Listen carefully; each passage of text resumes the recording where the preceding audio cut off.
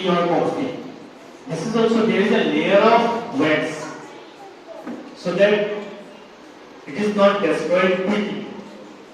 So this layer, when hot water or hot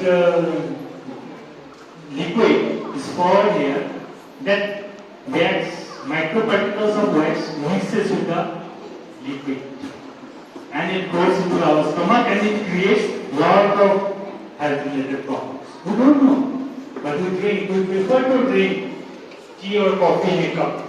We don't want to use other cups made of glass, made of any metallic cups.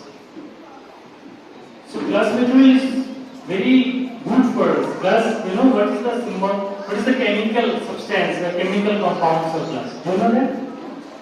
Silicon oxide, silicate is the glass material. So we should use all those materials which is harmful for us, which do not create any problem to our health.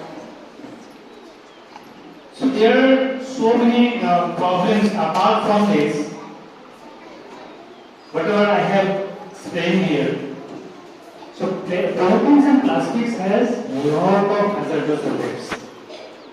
So that's why we have thought of banning pollutants.